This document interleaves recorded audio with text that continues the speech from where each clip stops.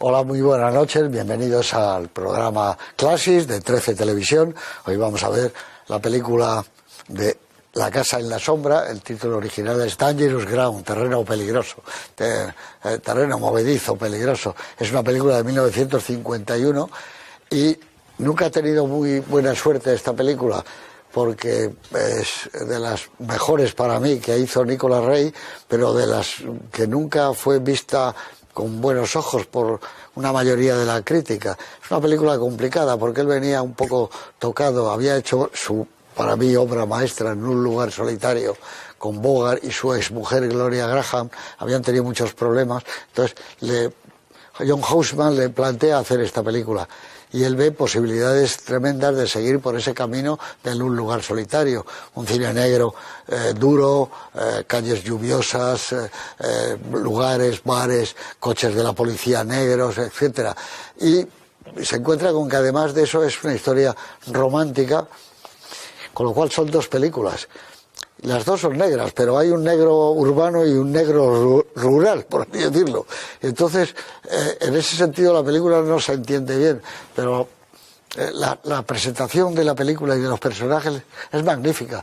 Solo nos sirve una media panorámica cuando él sale de casa para ver que ha sido un jugador de béisbol o de baloncesto. Al final vemos que es de fútbol americano, tiene unos trofeos, que ha sido un has-been, que dicen ellos, que está olvidado, y toda esa meticulosidad está desde que empieza la película, con un plano de una pistola sobre una cama, el matrimonio, la pistolera que la mujer se la pone al tipo que va a salir, el otro que está viendo una película, un western en la televisión con los chicos, también sale, es el otro policía.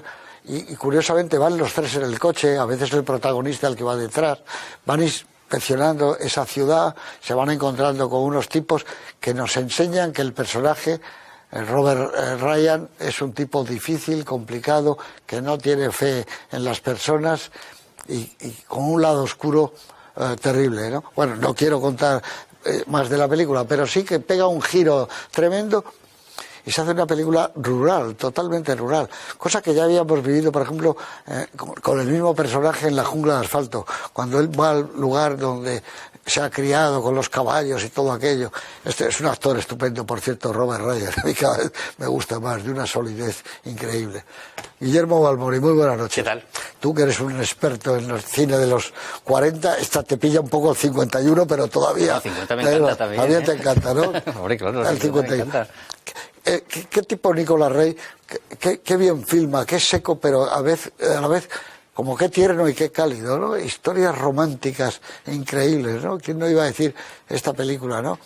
Pero tiene mucho que ver, te decía yo antes, con En un lugar solitario, con el mundo de Un lugar solitario, un tipo también difícil como era Bogart, difícil de tratar con los demás, joder, y esos personajes los bordaba, inadaptados. Bueno, luego hace Rebelde sin causa, claro.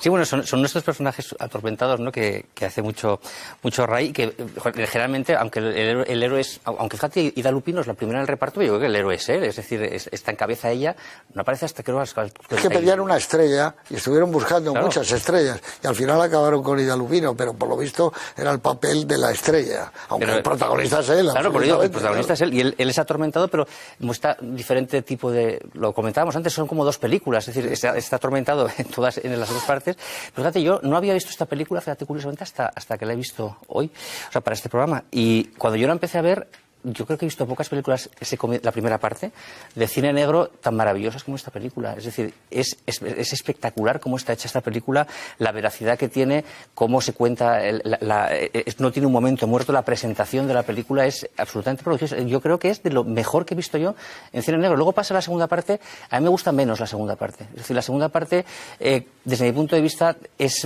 no es clara, es confusa, es confusa en algunos momentos, tiene apuntes maravillosos, como decías tú, tipo En un lugar solitario. Tiene muchas cosas apuntes que puede desarrollar, pero yo la veo como un poco, es decir, no desarrollada del todo. O sea, me choca, por así decirlo, la primera parte tan medida tan absolutamente, digamos, clara y precisa a la hora de cómo es la vida de un policía, ¿no? Cómo salen a patrullar, cómo sale cada uno de su casa, toda esa precisión, esas calles mojadas que decías tú, me encanta. Siempre sale el suelo mojado. Yo no sé si es por lluvia o porque ha pasado una manguera allí, como pasa en las ciudades como vacías, porque entonces, como no había televisión, no veías sale una televisión iluminada, sí, pero no ves las casas de las ciudades llenas de luz, de la gente viendo la tele y en casa. Qué bonito queda en los decorados, ¿verdad? Sí. Mojados. Yo creo que en el cine negro los decorados mojados parecen como más auténticos, ¿no? Pero fíjate tú que es la ciudad negra, el campo blanco con la nieve. Sí. Esa dualidad del blanco y el negro. Continua, y luego forma parte de esta tradición maravillosa que decías tú del cine negro hecho en exteriores, que suele ser un cine negro montañoso en cierto aspecto. El bosque petrificado, por ejemplo. Claro. Al Rojo Vivo, que lo vimos aquí hace poco. Claro. Ida Lupino, fíjate, hay sierra, o sea, que es la famosa, pero fíjate, Ida Lupino tiene una película que no sé si conocéis, se llama Deep Valley, de Jan Negulesco, también, que ella está en una zona rural y se enamora de uno de estos que hacen trabajos forzados. Sí. Y luego incluso Robert Ryan tiene Infierno, que es una película que me encanta, que también es un cine negro. Y me recuerda también, José Luis, Al borde del río, esta película que tanto te gusta a ti, que es cine negro también, montañoso. Es ya en color.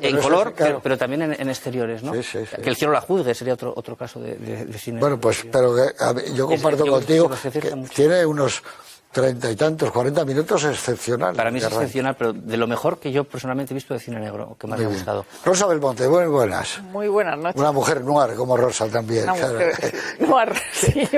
Sí. No, pero ¿qué te parece? Es un tipo duro ¿verdad? Robert Ryan es un actor... Robert Ryan me fascina. Es curioso que él hace esta película como hombre atormentado y el 51 y el 52 hace Class by Night de Friedland y es verdad que enfrente tiene otra mujer amargada, no como en este caso que tiene una mujer de luz, dirían ahora, ¿no? Un ser de luz. Tiene Johnny Guitar, otra mujer, a Joan Crawford amargada. Pero Isis Charisse en Chicago años 30, es decir, los personajes femeninos en Nicolas Rey son muy importantes y, verdad, estoy de acuerdo con Guillermo que la primera parte es una cosa extraordinaria. Si tú te fijas en todo, no solo los títulos de crédito que ya son distintos de cualquier película, de dentro del coche, la ciudad. Es verdad que es un cine negro ortodoxo, perfecto, realista. No tiene nada que envidiar esa caracterización, esa ciudad, esos policías a los de The Wire. Lo único que falta son negros. Es decir, es perfectamente realista todo. Y es verdad que la segunda parte es distinta, pero siendo Nicolas Rey uno de los grandes románticos del cine, es decir, aunque no vaya haciendo películas cursis, es uno de los grandes románticos. Entonces, esa segunda parte tan diferente, que por ser en el campo no es bucólica, es decir, que en el campo hay las cosas peores también, la hermana mucho con películas como Solo el cielo lo sabe, o incluso con El hombre tranquilo. Pero no lo digo solo porque estén en el campo, es decir, lo digo por otra razón. Es decir, el Warbond de ahí es un poco el Victor McLaglen del hombre tranquilo, aunque se llama Bruto, el Warbond de aquí, ¿no? Pero me parece una película que es una obra maestra, modesta, escondida, serie B, o todo lo que quieras, pero que es una obra maestra dentro del cine, no solo dentro del cine de Nicolas Rey. Has dado la palabra exacta que yo quería presentar. Está escondida en su obra y no sale casi nunca. Eduardo, muy buenas. Hola, José Luis, buenas noches. Dinos algo antes de que veamos ya la película de Nicolas Rey, que no es de las más famosas, pero a mí me parece que es de las más Nicolas Rey. O sea, no, es curioso. En el famoso diccionario de 50 años de cine americano de Tavernier y Coursaudon, con respecto a los de los 30 años de cine americano, ellos se excusan, dicen, no habíamos visto On Dangerous Ground, La Casa de la Sombra, que se tituló aquí, y dicen, es una película atormentada, soberbia y tal, ¿no? Yo estoy de acuerdo en que la película está fragmentada en dos, es un problema que no lograron superar, parece ser, el guionista Betzerides o Betzerides, como se pronuncie, y el propio Nicolas Rey. Es verdad que la primera parte, como ha dicho tanto Guillermo como Rosa, es soberbia desde el punto de vista de cine negro, con un ritmo implacable, una precisión en todo, la fotografía de un director de fotografía, George Descant, que no es especialmente conocido, es extraordinaria, el montaje también, y luego tiene la soberbia música de Bernard Herrmann, que suena mucho con la muerte en los talones, particularmente cuando Ryan va camino de esa zona montañosa, y en la parte final esa especie de subida al Monte Rushmore del joven Danny, que veremos, ¿no? Hay dos definiciones que a mí me gusta mucho respecto del cine de Nicolas Ray, evidentemente uno de los grandes románticos, como ha dicho Rosa Belmonte. La primera la da Andrew Sarris, que a mí siempre me ha llamado la atención, que lo sitúa muy cerca del paraíso, le dice casi en el paraíso, en su libro de cinema, de American Cinema, el cinema norteamericano. Y Sarris lo que dice es: sus películas son crónicas indiscutibles de una angustia moral muy personal. Y es verdad, es que casi todas las películas de Ray son muy personales, porque lleva a sus películas el tormento de su vida, que se prolongó casi hasta el final, hasta el famoso documental que teóricamente coescribieron juntos Wim Wenders y él, Lightning Over terrible de ver. Water, ¿no? Terrible de ver, es doloroso. Y la otra definición está en el diccionario de Cursodón y Tavernier, y dicen, su cine lo que supone es que hay personajes que siempre van a la búsqueda angustiosa de una razón para existir, para encontrar un sentido a la vida. Y por eso esta película es tan personal, tanto en la primera parte, yo creo que 2/3 partes de la película, porque la primera parte de toda la persecución en la nieve me parece que es excelente también y mantiene el ritmo de la película, e incluso la presentación de Ida Lupino, que por cierto rodó algunos días por enfermedad, vamos a dejarlo así, de Nicolas Ray, y no se distingue nada que pudo haber rodado la señora Lupino, excelente directora y excelente actriz, por cierto, pues está realmente muy bien, ¿no? Luego es una película sobre redención moral, el personaje de Ryan, otro rebelde con causa, de característicos de las películas de Nicolas Ray, y creo que será bueno luego hablar de esa duplicidad extraña que tiene siempre el cine de Ray entre su alternancia de origen intelectual teatral, fue ayudante de Kazan en el Federal Theater y en las experiencias teatrales de los años 30 en Nueva York, y aquí se ve claramente en dos monólogos, el de Ida Lupino hablando de su hermano y el de Danny posteriormente. Es una pieza evidentemente muy teatral, y la enorme acuosidad en la puesta en escena de Nicolas Ray, con sus movimientos de cámara, su dejar espacio para los personajes, que a mí siempre me ha fascinado. Esto es lo que hace el cine de Ray, siempre terriblemente personal. Uno ve la primera película, creo que fue la primera película de Live by Night, esa película de cine negro con una pareja muy joven, y está prácticamente aquí toda la poética de rebeldía, de desesperación. Sí, era un romántico él. Bueno, un romántico que yo lo llevaría, querido José Luis, a los terrenos de Nietzsche, de Sartre y de Camus, porque esta película es una película sobre el existencialismo. El mundo está podrido, no tiene ningún sentido, y esa reflexión tan bonita que creo que define todo el cine de Ray, que hace Ida Lupino. Muchas veces los que están con mucha gente están más solos que los que están solos, ¿no? Es cómo puede superar la soledad. Esa es la vida de Nicolas Ray y ese fue su cine. Y te digo lo de romántico porque su visión de Jesucristo en Rey de Reyes es un romántico. Absolutamente. O sea, que el Sermón de la Montaña, aquel que él filmó, que es una obra maestra, con aquellos tráileres laterales, te da la imagen de alguien que no es el Jesucristo que hemos leído nunca, sino un tipo muy cercano y lleno de amor y romántico. Eso es Johnny Guitar, y eso es Chicago años 30, claro. Otras dos de sus películas. Y deciros que cuando van con la música de Bernard Herrmann, es una película con mucho rodaje interior, coche interior, que son complicadas.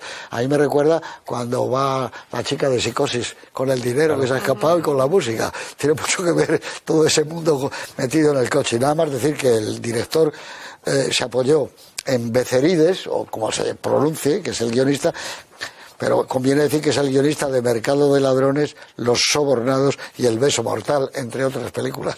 O sea que es uno de los números uno de los escritores. El rastro de la pantera, una película de mucho. Claro, la segunda Robert parte. También muy montañista, muy montañera. O sea que uno que encajaba muy bien con él. Y en este estupendo libro de Bernard Eisenbich, que yo lo he traído... Una obra maestra. Parece ser que enferma durante muy poco tiempo Ida Lupino, que ya estaba haciendo manos como directora, aunque no había hecho el Hitchhiker, el autostopista, rodó algunos planos, pero no digamos planos importantes, sino planos de servicio. Alguien que entra por la puerta, alguien que sale, una panorámica, digamos que no fue planos. Aunque yo, al ver la película un par de veces, yo digo, los primeros planos suyos se los ha hecho ella, probablemente, porque son independientes, si os habéis fijado. Son primeros planos de ellas, continuamente. También El autostopista es una película de cine negro también en exteriores muy buena. Con aspecto montañoso. Así que con todos ustedes, la película que se estrenó aquí como La casa en la sombra, y que es Dangerous Ground, que está muy bien el título, un terreno peligroso, que hizo Nicolas Ray en 1951, un director que luego vendría a España, rodaría mucho con Samuel Bronston, conoció muchos técnicos españoles y todos hablan de que su final en la película aquella fue terrible, estaba prácticamente alcoholizado cuando rodaba y bueno, y luego ya no volvió a hacer nada más hasta aquello de Yo volví aquí una vez. Y nada, y el documental que hizo con Wim Wenders, que es muy doloroso de ver porque es la agonía tremendo y ves cómo se va casi plano a plano de esta vida. Roza lo impúdico. No lo roza, es impúdico. Así que con todos ustedes, la película de Nicolas Ray del 51, La casa en la sombra.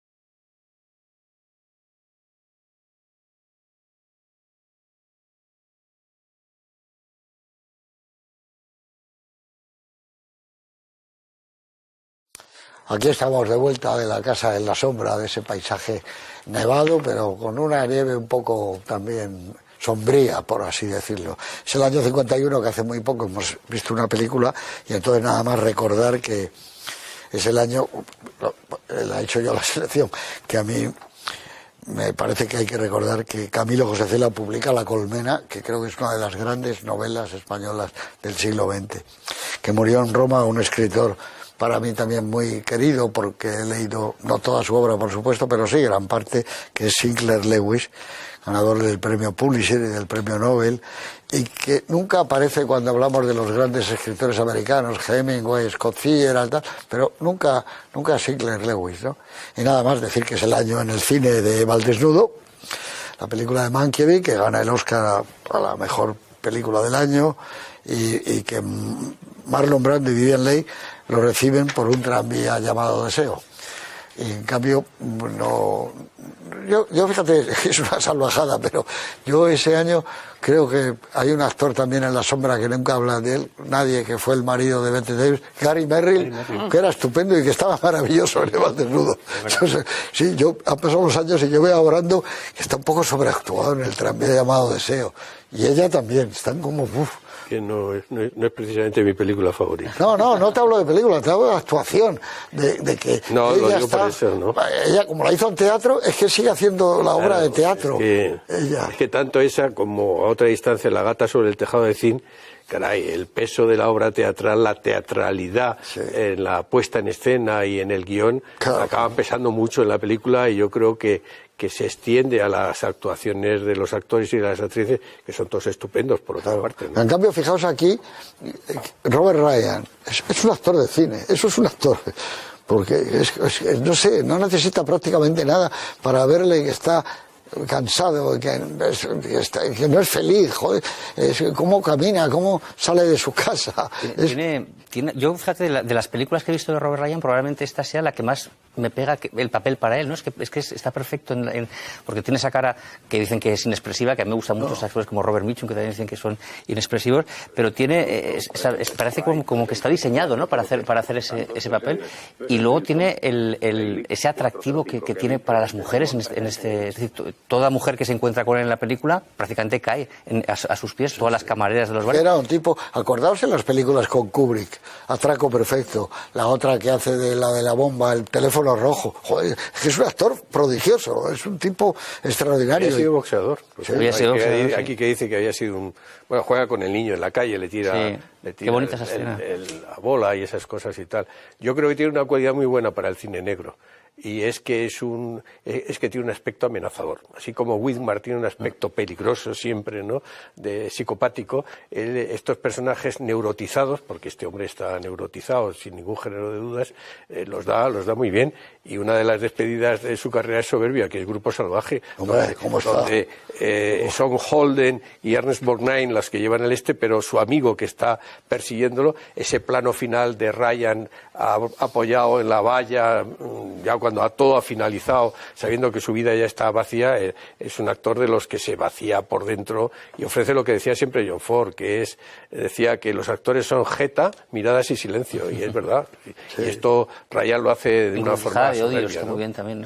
No, aquí hay mucha gente metida de mucho talento, porque John Houseman, que era productor, claro, y había estado con Orson Welles, y está el músico que ya hemos hablado antes. También con Orson Welles, el músico, y es como Herman, claro, y es como un viaje a la noche también la película, ¿no? Es una película. Yo creo que además un viaje a la noche, a mí me choca mucho lo turbio que es todo. Es decir, siendo una película de 1950, rodada un poco antes, es increíble cómo resulta de turbio, sobre todo con las mujeres, ¿no? Es decir, las chicas que salen, la chica que está en la barra, que es una... La de la barra, como le tiran los tajos. Es una menor que es casi... Solo le faltaba a mi novio estar con un policía, dice la chica. Yo me refiero a la otra chica, la chica más jovencita, la del principio, que precisamente está prostituyendo. ¿Qué edad tiene? En una barra es menor, y luego la otra chica, la chica que le dice, creo que está liado con una niña, le dicen. Y cuando llegan a verla a Cleo Moore, que es la actriz, dicen, es como que se esperaban ver a una niña. Qué tripa buena, como una cosa maravillosa. Uy, ¿cómo está como una cosa chica? Turbia, incluso esta parte sadomasoquista que tiene con ella, ¿no? Es decir, ella tiene el moratón, parece como que a ella le incita un poco a esa violencia que él pueda tener. Yo creo que desde la época que Jean Harlow, por ejemplo, lo hace en El monstruo de la ciudad, en esta película de los años 30, pero yo creo que en pleno cine con el código Hays vigente, que se pudieran hacer esas soluciones tan... Es que Wilson se llama, ¿no? Él es noir, el personaje es noir, o sea, dentro de una película noir. No, es como Bogart, tiene esa cosa de en un lugar solitario, un tipo que dices, joder, ya no sé aquí en la vida muy bien. La segunda parte la hace muy bien con una relación también, mala con las mujeres. La chica de la barra que le dice, le dice, hombre, la otra, encuentran a esta, como con prevención ante la mujer, algo raro, ¿no? Es turbio. Como un pasado que has tenido. Es todo turbio. Robert Ryan tiene un cierto paralelismo con la película, es decir, con esta obra maestra escondida y modesta, la carrera de Robert Ryan, habiendo trabajado con los más grandes, es decir, con Robert Wise, con Turner, con Renoir, con todo el mundo. Con Kubrick, con Samuel Fuller. Y además no digamos que es un tipo feucho ni nada, o sea, que es un tío de 1,93 como John Wayne, es un tipo atractivo y sin embargo es un actor muy modesto, muy escondido, en el sentido de que no es la gran estrella que uno diría inmediatamente. Porque es sobrio. Claro. Para las exhibiciones en cine son todas estupendas, son de Oscar, ¿no? Pero los actores sobrios, los actores que comprenden el personaje y luego sobre todo algo muy clásico, y es que Guillermo que ha dedicado mucho tiempo a eso, es decir, los actores que son personajes, es decir, los que aportan su fisicidad, su forma de vivir, su forma de ser al personaje, que son todos los grandes. Los grandes son estrellas porque no simplemente interpretan a Hamlet, que está muy bien, sino que en cualquier personaje son ellos y además el personaje. Todos los policías que aparecen aquí, todos los secundarios son soberbios, porque todos te crees que son policías en esa especie de domesticidad. Es Begley, es maravilloso. Porque la película en toda la primera parte acusa la influencia ya del neorrealismo. Lo que pasa es que ellos, en el cine negro sobre todo, lo que hacen es un realismo muy estilizado, ¿no? Muy estético, porque la película es muy sofisticada estéticamente. Por ejemplo, cuando va a ver van a entrevistar a la novia del gángster, hay una elipsis tremenda desde el punto de vista de guión. Luego ella entra en el coche. ¿Qué ha pasado? ¿Qué le ha contado? Lo veremos un poco a continuación, pero se niegan a contar esas cosas. En cambio, opera de forma distinta cuando va al gángster, que la secuencia es de enorme brutalidad, de enorme violencia. Él no es que pierda los papeles, sino que es él, no pierde los papeles. Él es así concretamente. Y bueno, la rueda deliberadamente en un decorado pequeñito, deliberadamente pequeñito, y el gángster es un tipo acorralado por una fiera salvaje, ¿no? Pero además, ¿cómo le dice? ¿Por qué me provocas? Si me pongo así. Y ahí está, pero no hay ningún tipo de crispación en la actuación, ¿no?, de Ryan, y esto es lo que le hace ese dominio absoluto que tiene a lo largo de la película. Además, habla muy poco, escucha muchísimo, y todos sus cambios se producen mientras está escuchando, más que actuando. Por eso es la debilidad enorme de la segunda parte de la película, es decir, porque das un salto muy brusco de estilo, de moral narrativa, por decirlo de alguna forma, y el periodo de redención y segunda oportunidad clásico del cine americano, hombre, eso está relativamente mal explicado. Pero parece que la idea inicial era hacer un esquema triangular y que él volviera, es decir, que no regresara con Aida Lupino, sino que volviera a la ciudad. Que ella la rechazase. Un poco cambiado, pero si te fijas, está rodado de tal manera que acaba así. Sí. Que el otro es un pegote. Sí. El plano ese, él sale y se va, claro. De hecho, fíjate, yo siempre... Si el trabajo es su vida, ese es un tipo que... De hecho, es que es el que se dedica plenamente a ello. Fíjate, yo siempre pienso cuando veo esa escena final que con el paso de los años será como los policías al principio. Es decir, claro, él es al principio es el policía soltero que está dedicado, está viendo las fichas policiales, ¿no? Es decir, es totalmente entregado al trabajo, pero el momento en el que se case con Ida Lupino y pasen unos años, pasará primero a ser el primer policía, es decir, el que Ida Lupino le ponga la pistola con cariño y tal, luego pasará a ser con los hijos. Puede ser. ¿Pero qué va a hacer allí en ese sitio? Lo que está muy bien del guión, yo creo que es del guión de este, es que la ceguera de la chica es la ceguera de él. Claro. O sea, que él se da cuenta del mundo como está viviendo últimamente y que él está más ciego que ella. Y ella le está enseñando otra manera de comportarse en la vida, en teoría sin ver, aunque ella parece que tiene una luminosidad extraordinaria, ¿no? Y ese cambio geográfico y moral, joder, está bien. Lo que pasa es que, claro, la primera parte, como decís, es tan buena que es que... Hay una evolución dramática hacia la luz. Incluso el ritmo se mantiene en toda la primera parte de la segunda parte. Totalmente de acuerdo. La persecución es soberbia, es una persecución que hubiera filmado Raúl Walsh. Y con la música de Bernard Herrmann. Con lo del coche, con la nieve, todo eso está muy bien. Y el aspecto que entra un melodrama, que le gusta mucho a... Sí, es un melodrama. Por una parte es un melodrama con un cierto suspense con respecto a lo del niño. La película se cae cuando tiene que resolverla. Ahí no han sido capaces. A Ray le gustaba mucho la novela. Fue él el que le dijo a Houseman, hay que comprar la novela.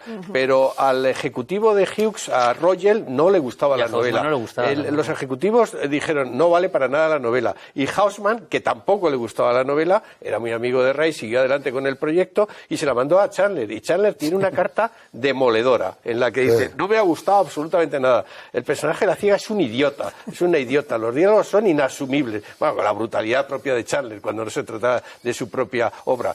Y yo creo que sí, ahí lo que se revela es que, yo no he leído la novela de Gerald Butler en la que se vale, ¿no? Y al final de su vida relativo, a Nicolas Ray decía que querría haber vuelto a rodar la película porque pensaba que el guionista le echaba la culpa a Betserides, ¿no? No le había logrado resolver ese último tercio de la película en la que todo resulta no demasiado apresurado, ¿no? Sí. Pero para mí muy teatral, injustificado, ¿no? muchas veces. Cuando va a ver a su hermano allí, la secuencia arriba, lo de la montaña, etcétera, y luego toda la parte final. Con Warbone que de repente se hace bueno. Se transforma en Francisco de Asís. Sí, ¿no? O sea, ese momento en el que coge, dice, pero si es un niño, ¿cómo lo coge? Como si fuera y su luego ya propia además hija. se pone a coleguear con él como si no hubiesen matado a su hija. Es decir, pasa de todas maneras, yo he leído que esto, imagino que es la verdad, que la versión antes de que Howard Hughes metiese mano ahí, porque estuvo 1 año o 2 años. Sí, además le quitaron 10 minutos. Sí, por eso.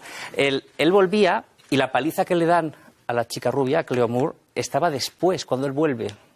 Es decir, se encuentra que otra vez su vida terrible. Sin embargo, Howard Hughes lo pasó a la primera parte. Luego, a mí me gusta más eso que dices tú, porque luego el viaje hacia la salvación, digamos, de él, no vale para nada. Él vuelve otra vez a lo suyo, que son las calles, y que es su vida tremenda. Claro, ¿no? porque tal y como acaba, es como cuando lo he comparado yo con Solo el cielo lo sabe, es que Ida Lupino es Rock Hudson. Y te estoy trayendo aquí, no te estoy leyendo a Thoreau, pero te estoy trayendo a este mundo.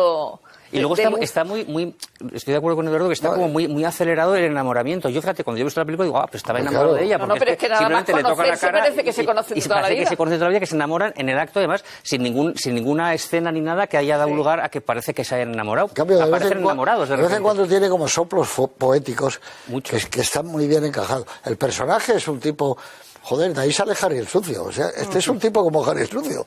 Duro, implacable, joder, es un thriller. Nicolás Rey que dice que se fue con la policía, con la división de la policía para ver lo que hacían, y por eso de ahí el realismo, que en realidad el personaje lo tomó de un tipo muy violento, un policía muy violento. Es decir, Becerril se fue con la policía de Los Ángeles y Ray con la de Boston, parece ser. Claro, hacían solo hizo... Y conoció un tipo así violento, un policía violento, y fue... Sí, lo que pasa es que Harry el Sucio no tiene ningún problema de conciencia ni existencial como lo tiene el personaje de Ryan, que es un personaje, hombre, es el clásico personaje dividido de Nicolas Rey, muy característico de los años 40 y 50, con un problema de conciencia, con un problema existencialista que acaba siendo un problema moral totalmente. Es el cine norteamericano después de la Segunda Guerra Mundial. Nadie fue igual después de la Segunda Guerra Mundial, por mucho que fueran los años Eisenhower. Pero es como que esta redención llega muy de sopetón y muy repentina. Esa frase que tú decías de la naturaleza, amigo, que otro paisaje distinto, la blancura y la pureza de la nieve. Es que es demasiado evidente. Claro. En cambio, la primera parte es tan sutil que tienes que entender, afinas mucho cómo es el personaje, así una estrella del deporte, cómo son los otros. Nunca se quita la pistolera él nunca. No, cuando está comiendo en su casa la lleva ya puesta. Claro, por eso siempre lleva la pistola. Es decir, toda la sutilidad que está al principio, lo otro es demasiado obvio. Es muy buena la secuencia con el jefe cuando está tomando. Dice, muy buena, oye, ponme más guisantes. Es un diálogo muy brillante porque es la forma de dialogar de forma indirecta, ¿no? En la que está diciendo las cosas importantes mientras está haciendo. Eso, aparte de que sea un actor muy brillante, pero es muy difícil decir esas cosas y decirlas bien, ¿no? Claro, y el personaje muy atormentado, pero como digo, claro, encuentra una persona de eso que ahora se diría con empatía, ¿no? Es decir, con empatía. La gran diferencia con Class by Night, que hace al año siguiente cuando se encuentra a Barbara Stanwyck, que Barbara Stanwyck es exactamente igual que él. De hecho, hay una de las frases demoledoras que supongo que vendrían de la obra de Clifford Odets, tú y yo somos iguales, nacimos y no nos gusta. Es una frase tremenda, es decir, en este caso no se da esa amargura entre los dos. Qué buena película, el Class by Night. Qué buena. A mí me parece que además Ida Lupino está miscasting, es decir, no da el personaje. Es buena actriz y esas cosas y tal igual, pero yo creo que para ese personaje, si vas a encender la llama y vas a redimir a Ryan, necesitas otro tipo de actriz, porque Lupino nunca está frágil, nunca acabas de creértela como ciega, nunca tiene... Sí, bueno, pues era una general muy interesante, ¿no? Fíjate, a mí me hace gracia porque está rodada justo un año después, me imagino, de Belinda, es decir, si os das cuenta, Belinda, que era sordomuda, también está en un ambiente rural, también es la violación, no entiende muy bien lo que le pasa y aquí ella hace, es decir, y se llevó el Oscar, Jane Goodall se llevó el Oscar por ese Belinda, y no sé si esto está un poco traído porque... Y esa cosa tan bonita que hemos visto luego tantas veces, el meeting de los policías antes de salir a trabajar, es una maravilla. Es como una sinfonía de sombreros. Es maravilloso. Todos, ¿has visto? Los sombreros, y no es como ahora, no, están de pie. Esa es una secuencia extraordinaria. Y la secuencia anterior, cuando cada uno está en su casa, uno está viendo la tele con sus hijos y cómo se presentan Eso a es todos. la introducción del neorrealismo, claro. Es decir, la cotidianidad, lo que pasa es que lo hacen de una forma pues muy estilizada, ¿no? Mujer que le da la pistolera al marido, venga, vete.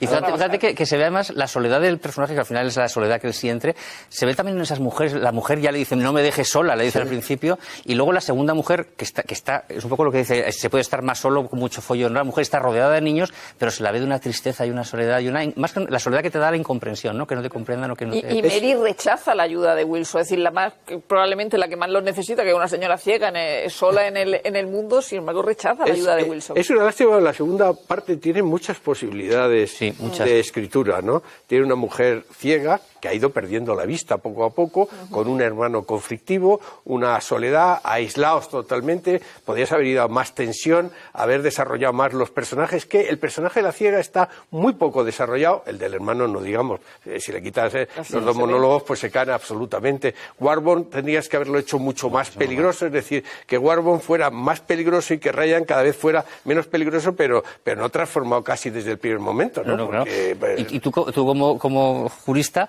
a mí me parece increíble que un policía deje que el padre de la víctima vaya armado junto con él a atrapar a la víctima, encima vaya cargado diciendo que va a matar a la víctima. Es decir, que se salta la justicia, se toma la justicia por su mano. Sí, claro. Es decir, ¿cómo va a permitir un policía que el padre de la víctima vaya con él al lado, con un rifle cargado para cargarse al que vayan a encontrar? Eso es ilegal totalmente. Tienes razón, ¿no? Pero desde el punto de vista de la lógica del guión, él es un forastero. Tiene que tratar en un medio con que las no costumbres del lugar. Ya, pero en un medio que no conoce, un medio rural y un tío con una escopeta.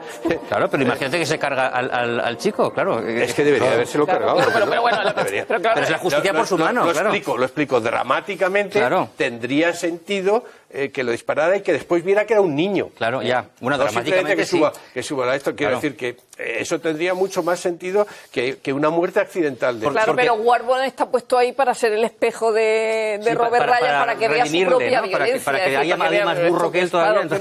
La fuerza de los periódicos, que lo que eran los periódicos antes, que no existe, ahí está en el periódico, cuando llega el otro y se lo da. A mí me gusta mucho porque parece un cuadro de Hopper, el bar ese donde está el gato. Qué bueno, con el neón, con ese neón. Entonces ahí, que yo tengo apuntado, primera chica, le dice ¿cuántos años tienes? Sí. La segunda, cuando está mirándole, limpiando los vasos y le mira y le dice, solo falta que yo te... La tercera, la rubia, cuando esta que nos gusta tanto a ti y a mí, la mirada con el cigarrillo es impresionantemente erótica. Y todo muy turbio. Nada, no quiere saber nada con el mundo de la mujer. Es curioso, ¿no? Está amargado, la palabra sería amargado. Es un tipo violento y sádico. Es lo que transmite el personaje. Que luego la idea de guión, es decir, pues te vas a encontrar en el campo, en un mundo que no es el tuyo, una chica que además ciega, y esa es la que te va a hacer ver que estás equivocado. La idea es buena, lo que pasa que yo insisto, es tan buena la primera parte. La idea de redención, ya lo habéis dicho, una ceguera, una oscuridad absoluta y una ceguera física, claro, una pero es demasiado moral, evidente, yo creo. De todas maneras, es que la historia de ella con el hermano creo que daría lugar a una película maravillosa, es decir, ¿qué relación tiene ella con el hermano? Porque el hermano es un poco retardado, ¿no? El hermano tampoco sabemos qué es lo que ha hecho realmente a las chicas. Bueno, se supone que la ha matado, sí, pero se supone que se las mete mano y las mata. Pero es un obseso sexual que las ha yo creo que sí. Simplemente las ha matado. Es decir, ¿qué es lo que ha pasado exactamente? Pues son dos chicas. Es un poco límite y que se mete con las chicas y es un acosador, yo creo. Y la hermana lo sabe. Pero el hecho de que ella diga, yo me he quedado aquí, me he querido aislar del mundo porque sé que si mi hermano está en sociedad, pues la va a liar. La va a la cárcel. Eso es una historia muy bonita, que podría dar lugar a un... Ella dice una cosa muy... tiene parte de diálogos estupenda, esa última parte, ¿no? Dice, es que eran mis ojos. Claro. Y tiene un significado tanto moral como realmente físico. Es de que ella se sienta útil de alguna manera también. Por eso digo que tenía muchas posibilidades y no sé por qué Ray, que era, es decir, que le gustaba escribir, y Betserides, que tenía mucho desarrollo, no vieron las posibilidades o no desarrollaron esa segunda parte de la que además todo el mundo era consciente en el estudio. Era consciente Ray, era consciente Betserides, era consciente John Houseman. Todos sabían que tenían un problema con el último tercio de la película, ¿no? ¿Y ella por qué nos opera? Tampoco me queda claro. Es decir, ella dice, me podía haber operado, pero no lo he hecho, no sé por qué. No sé, parece que él había oído lo que había dicho el médico. Que no iba, a lo mejor no quedaba bien. Y pero es verdad que luego está todo deslavazado. Sí, deslavazado. Sí, y que la primera parte y la segunda se diferencian tanto que se diferencian hasta en el montaje. Son dos películas. Claro, porque el montaje de la primera parte es como acelerado, los planos son cortos. Sí, totalmente.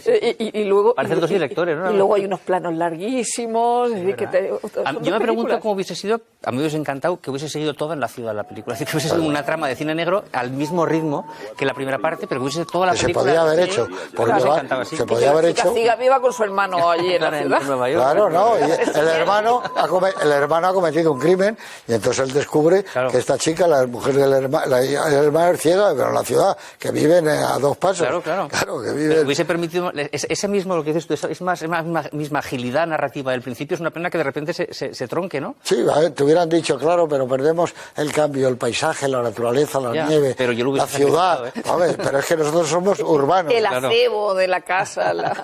No, si el acebo está muy bien, la ciudad. Yo sigo pensando que también la idea está bien, es decir, pasar de la ciudad al campo donde se puede producir. Es más difícil que se produzca una transformación moral en el entorno en el que tú estás viviendo y con el que estás en conflicto, que pasar a un entorno idílico, pastoral, donde las cosas son más relajadas, son más lentas y donde puedes tener mayor capacidad de empatía por la vida de los que tienes alrededor. La idea no está mal, lo que pasa es que creo que no la desarrollaron bien, por las razones que sean, ¿no? A mí me resulta bastante incomprensible. Sí. Bastante incomprensible, insisto, porque toda la primera parte de la segunda parte está muy buena. Está muy bien. Es la que aparece Ida Lupino, prácticamente. No, pero incluso Guillermo, cuando aparece Ida Lupino, toda la parte primera, porque te mete en un suspense. Está el otro en la casa, no está en la casa, qué relación tiene con el hermano, cómo es el hermano. Hasta ahí todo muy bien, ¿no? Pero en cuanto empiezas a tener que resolver la parte final de la segunda parte, ahí es donde la película se desmorona. ¿Os dais cuenta que no se le ve la cara a Ida Lupino, pero tampoco se le ve la cara al hermano al principio? Se le tapa con ese pelo largo que tiene y tanto la hermana como el hermano tardamos al principio en verle. Pero a mí, si yo hubiera tenido que opinar en esos mítines que tienen de producción, es decir, no podemos sacar un personaje como Warbón, que es un diablo, y que de repente dice, es un niño, coño, tendría que saber que es un niño. ¿Quién ha sido? Es un chaval que tiene 14 o 15 años, que vive en tal sitio, vamos por él, pero vamos de otra manera, que es un chico. No, luego, es que sale, es un tipo como diabólico, para matarlo, como sea, y luego se lo encuentra, y como dices tú, es una persona... Parece hermanado con la humanidad entera, es decir, una vez que ha descubierto que es un niño, antes odiaba a Robert Ryan y dice, hombre, ¿qué tal es patrullar las calles? Así en plan colegueo, en plan diciendo, ya soy... Parece que no le importa ni que haya matado a su hija, está como en el mundo de Yuppie. Sí, no, pero además él se indigna y dice, pero si no es su hija, ¿a usted qué le importa que viene usted aquí a hacer nada? Incluso el estilo de fotografía del Decant que no lo conozco prácticamente de nada, habrá hecho películas estupendas, me imagino, ¿no? Con tantos de estudio, ¿no? La primera parte, que es brillantísima la fotografía, de una calidad extraordinaria, en cambio la segunda parte es vulgar. Bueno, la primera parte no está mal. Sí, pero en el interior, que es decorado de la casa de Lupino, no le saca ninguna ventaja a la fotografía. Él quería, en cambio, los bares, que bien están. No, por eso toda la primera parte muy bien, ¿no? Incluso la llegada al pueblo, la persecución, todo eso está muy bien. Después tienen muchas posibilidades externas e internas, sobre todo en la casa de Lupino, de seguir con el mismo estilo de fotografía, con la misma planificación, el montaje que ha dicho Rosa, y en cambio es como si hubiera trabajado otro operador absolutamente distinto, ¿no? Pero además que al principio son como varios días y dura como 39 minutos y luego el resto de la película son 24 horas y dura el doble. Es verdad. Además, en la primera parte, por una cosa rara en el cine entonces, hay muchos planos, tú lo habrás visto, rodados cámara en mano. Sí, cámara en mano. Que era rarísimo entonces totalmente, es una innovación, mientras que en la segunda parte todo es mucho más estático, es que es muy rodaje de estudio en la segunda parte. Si es que os fijáis bien, lo que llamamos la segunda parte, tú no has visto la primera y empieza una película. Sí. Por completo, por un coche, llega a un lugar, ese es el arranque, títulos de crédito, que empieza ahí una película. ¿Quién es este tipo? Es un policía que va a hacer como un telefilm. Empieza como muchos telefilms que hemos visto y series. Es una serie. La primera parte, el primer episodio, la segunda, el segundo episodio, el tercero, que hace Ryan con Ida Lupino. Él decía, yo he leído en el libro de Víctor Arribas de Cine Negro, pone, fíjate, es curioso que por lo visto Ray quería dirigir la primera parte en blanco y negro y la segunda en color. El Mago de Oz. Como el Mago de Oz, efectivamente. Es decir, que la primera parte empieza una locura, pero es lo que pone en el libro. Pone que la segunda parte me extraña, pero por eso cito que lo dice Víctor Arribas, que es solvente en lo que cuenta. Sí, claro, por supuesto. Conociendo la escasez de presupuestos de RKO. Dijeron que no, claro. Pero que la idea de Ray era hacerla en blanco y negro la ciudad y en color la Sí, pero fíjate, todo nieve, ¿eh? Claro, es una nieve que daría por el Kodak azulada, un poco del Technicolor. Que va vestido de calle ahí con la nieve, ¿no? Que le dice el jefe, llévate ropa de abrigo y va vestido de traje. A ti lo que te hubiera gustado es que todo el arranque de la segunda mitad y que de repente dan marcha atrás y se vuelve la ciudad. Yo... Te dijimos que te fueras y él sigue Es verdad, me insistiendo tengo que ir. en el caso de la chica rubia, que es estupenda esa chica. Sí, sí, Cleo. Sí. Pero esa la hemos visto poco luego ya. Hacía películas, Muy sobre todo estas películas de cárceles de mujeres, ¿sabes? Que eran así como de series B, que explotaban esa parte sexy, ¿no? De las mujeres así entre rejas y tal. Pues hizo alguna guapa. película de esas. Una rubia muy de sensual. verdad. Además, fíjate, parece que... Es un buen personaje. Woman in Prison. Sí, Woman in Prison, todas esas. El género. Parece ser... De Elena es decir, Parker. cuando le dice, vas a ver a la niña. Es decir, ellos realmente se esperan ver a una niña que sea la amante. Es decir, en ese asco que tiene Robert Ryan por todo lo que le rodea, parece que le va a dar especialmente asco que una niña sea amante del gángster. Pero dice, vas a ver a la niña, cuando la dice, no eres una niña. Yo, y no sé qué edad tiene ella. Yo discrepo de vosotros con respecto a lo de las mujeres. Yo es que creo, él dice que está podrido el mundo y mete todos en el saco. Y yo no sé qué pasa en esa elipsis, ¿no? Desde que dice que se vaya el otro, se cierra la puerta y baja. Es decir, han conversado simplemente. Con ella, dices. ¿Ha habido algo más? Claro. Cuando le hicieron en la censura, cuando presentaron la película en la censura, se dijo muy específicamente que esa escena, ese momento que dices tú, no se diera la impresión de que él pudiera o violarla o forzarla de alguna manera sexualmente para chantajearla. Joseph Brin puso mucho interés en que eso no pasase. Tal como está rodada y la aproximación de ella a él con esa elipsis cuando baja el coche, yo no pienso que él haya actuado brutalmente, pero que ha podido haber algo porque no tiene mucho sentido. Es decir, si emplea la violencia, nos la va a mostrar después con respecto al gángster. Y si no emplea la violencia, sino su encanto, su supuesto encanto personal, que él no sabe que tiene el encanto personal, pues está ahí. Yo creo que la elipsis está, sea por razones de censura, como tú dices, pero si ya está en el guión, la censura ahí sí se dio cuenta de que los malos pensamientos de los espectadores iban a surgir ahí. Pretendía, claro, es así. Claro.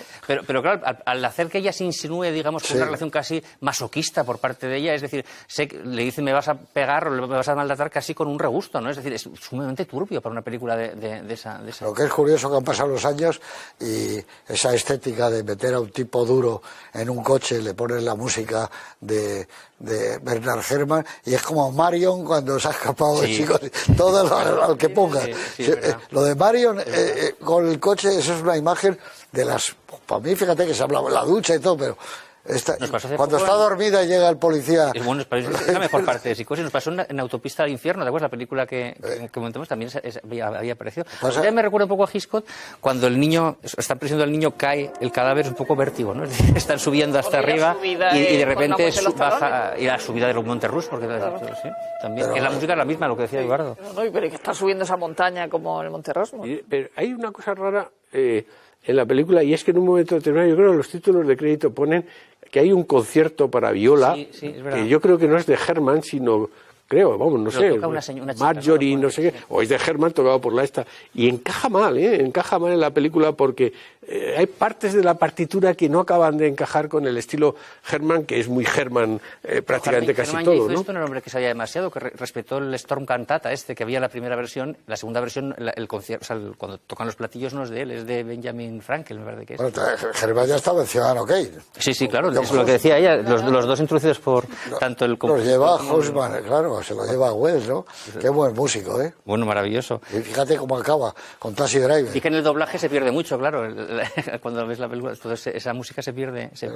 Bueno, acabó mal. Ahora recuerdas Taxi Driver y es la música de él por la noche, cuando llegas y termina, está limpiando el coche, aquel mundo de la calle 44, y esa música de él es increíble, ¿eh? Con Hitchcock acabó mal, ¿no? Porque no se pusieron de acuerdo en Cortina Rasgada y le devolvió la partitura. Pero fíjate que cuando está subiendo... La metería en otra película. La metería en otra película.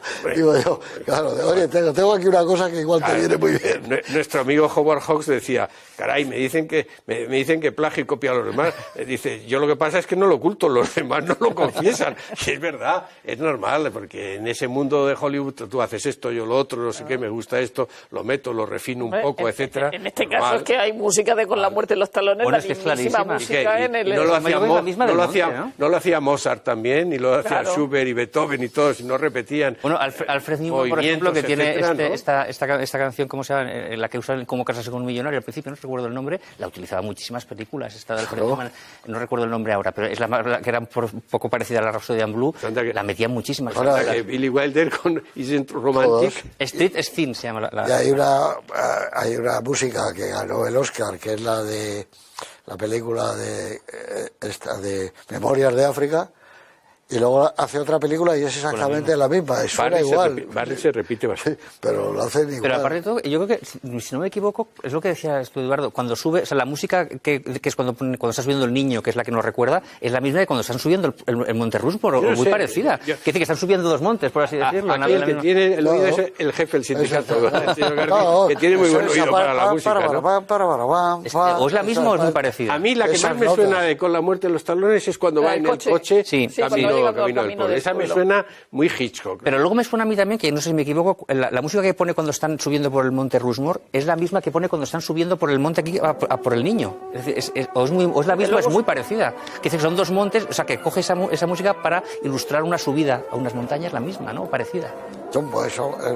Lo que es evidente es que cuando tienes un buen músico, la categoría de la película no es que se eleve, es que cada imagen ¡bum! Suben. Claro, es impresionante.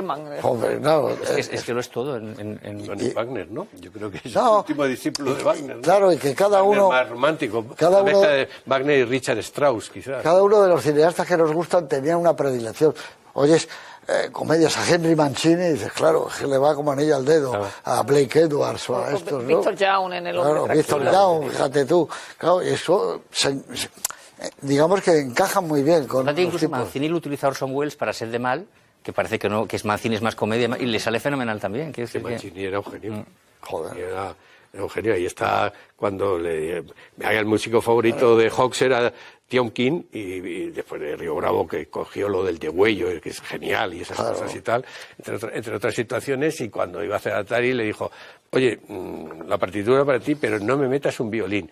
Pues sí, Howard, no te preocupes. Le presenta la partitura y con violines, y le dice, oye, ¿qué te había dicho? Y dice, hombre, Howard, hay muy poquito de violines, pero ¿cómo no en una banda sonora con violines? Y dice, estás despedido. Y contrató a Mancini. Su juego favorito también lo tiene jugar, su juego favorito, que es maravilloso, la banda sonora de se dio cuenta que dónde vamos con la música de Tiom King en Kenia, ¿no? Una película, pero no, como esto de Max Steiner, una comedia con Blake Edwards, ¿no? ¿Dónde vamos, no? Sí, pero claro, por eso digo que hay algunas parejas que se hacen estupendas. Hace nada, par de meses escasos, ha muerto Burt Bacharach, que era otro músico para el cine extraordinario. Pero bueno, ¿cuál sería el plano que tú eliges, que me lo vas a pisar como otras veces? A ver. ¿Otras veces te lo pisas? Sí. Bueno, yo tengo dos, o sea, que si no consigo como Groucho. Dime cojo otro. Estás como Groucho, ¿no? Por eso digo, a mí me gusta mucho, fíjate que gustándome mucho la primera parte y gustándome mucho lo del bar, hay la segunda parte, como decía Eduardo, creo que está preñada de posibilidades que al final no se acaban de hacer. Y una de las que más me gusta me encanta esa escena, es cuando ella va tocando, ¿no?, las cosas, y llega al espejo, y entonces toca el espejo, sabe que está el espejo porque se bambolea, y se toca la cara y es como que se arregla un poco. Es decir, ella se ha visto en ese espejo antes, es decir, ella no ha sido ciega siempre. Y entonces ese recuerdo de cuando yo me veía en este espejo, yo creo, es muy bonito. A veces te puede pasar desapercibido, pero yo de repente me di cuenta de que eso ella ha visto, y toca el espejo, entonces hace así, se arregla un poco como diciendo, claro, como que se recuerda cuando ella se veía en el espejo, ¿no? Creo que es bonita esa idea. ¿Y tú, Rosa? Pues voy a ser cursi y voy a coger una de las escenas que debía ser delete, que había sido eliminada, y es la del reencuentro. Es decir, cuando Wilson vuelve y ella está bajando la escalera, cómo se están acercando las manos. O sea, que como si fuera la Capilla Sixtina. Es como las dos manos esas que se van a... Además, qué mano más grande tiene, ¿verdad? Es una manaza increíble. Ese momento así, acercándose en la barandilla de la escalera, me gusta muchísimo. ¿Y tú? Pues yo, después de decir que, como Guillermo, que lo que más me gusta es la primera parte, voy a coger, si me permites, Hemos cogido las tres dos cosas de la segunda parte. Bueno, os ha gustado mucho la segunda parte, a todos. Exacto. O somos contradictorios o no somos, ¿no? La primera de ellos es esa inesperada absurda, por otra parte, confesión de culpabilidad de Ida o de Aida. Aida Lupino. Y hay un primer plano de Robert Ryan soberbio, en el que él de repente descubre algo, ¿no? Descubre lo que va a suceder a continuación. Es un primer plano de esos mentales, psicológicos, internos, de eso que le gustaba a todos los cineastas clásicos, porque vienen del mudo, y el espectador del mudo entendía sin necesidad de método, ni de tics, ni de nada, etcétera, ¿no? Y lo segundo es algo distinto. Hay un momento del que no he hablado, pero que me gusta, sorprendente también, porque de todo deslavazado, pero sorprendente en esa segunda parte, que es una oración cristiana que hace Aida Lupino al Señor para que le perdone los pecados con respecto. Y hay un plano general de Aida Lupino entrando en su casa, vacía la casa, vacía ella, que es soberbia. Él tiene un crucifijo, si veis entre los premios, tiene un crucifijo él, Robert Ryan, entre los premios que tiene hay un crucifijo. Lo que me ha llamado la atención es que cuando se ruedan los coches, en esta película hay mucho rodaje en el coche, normalmente tú no ruedas en el coche, se llama mock-up. Es como eso, entras y luego metes una transparencia de fondo por los lados y ruedas. Joder, y en esta es de una verosimilitud estupenda, que crees que estás en esa ciudad y que crees que estás en el bar, que es un decorado, pero hay algo que no sé por qué transmite algo más autenticidad, ¿no? Muy auténtico, muy real. Esa escena que yo os digo de los sombreros, cuando les llaman y dicen lo que tienen que hacer todos ellos, ese mundo de decir, vamos a ir con la policía a ver qué ocurre, que yo lo pude vivir gracias a Manolo Summers, porque cuando rodó Summers Ángeles Gordos en Nueva York, era un hombre tan simpático y tan estupendo, tuvo mucha relación con los policías que estaban en lo del rodaje. Y entonces yo me acuerdo que unas navidades que yo estaba allí, dijo, vamos a llamarlos y tal, por la noche, que son unos tíos que me quieren mucho, y efectivamente, y estuvimos y nos montamos en un coche, Manolo Summers y yo, sí, qué maravilla, hasta que oímos sin entender bien, y nos tuvimos que bajar. ¿En serio? Pero en Harlem, arriba. Madre mía. Dijeron que enseguida venía un coche, pero que tenían que irse inmediatamente. Madre mía. Y yo le decía a Summers, como tú voceas y eso, vete por delante. Nada. 40 segundos, un minuto, llegó otro coche, nos recogió y le dije, vale de aventuras, vámonos a tomar una copa, Manolo. Eso de los coches. Pero lo de los coches debe ser una vida para los que lo hacen, que no tiene nada que ver con el taxista, claro.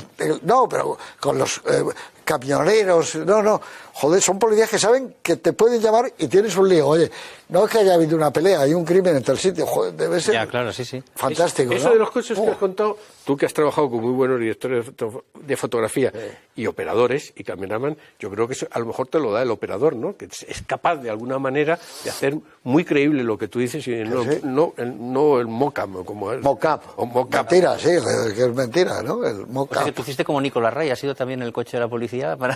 Sí, bueno, pero fuimos un rato, pero de broma y eso, lo que pasa es que, claro, surgió la llamada y tienen que irse y nos dijeron, no, ahora mismo viene uno, estáos tranquilos. Pero ese minuto casi que vas solo, recuerdo que yo por dentro de la calle, ni una acera ni otra. Y si venía un coche, digo, nos quitamos, ¿no? Pero nunca lo olvidé. Mira, para el crack podías haberlo inspirado como Nicolás Ray. Pero bueno, pero que está bien. Es que él hizo la película aquella entera en Nueva York, Ángeles Gordos, que fue una película estupenda, es de las mejores de Manolo, pero se estrenó el 23F. Joder. Y no fue nadie al cine. Sí, yo no la había oído. Al cine Rialto, Ángeles Gordos, Fight Angels, sí. Yo no la conozco. Y se estrenó en el cine Rialto el 23F. Pero el 23F. Es la película que influyó en el Crack 1. En el Crack 1. ¿Y por qué le dijo? Ni se te ocurra pedir permiso. Esa es la que me dijo a mí.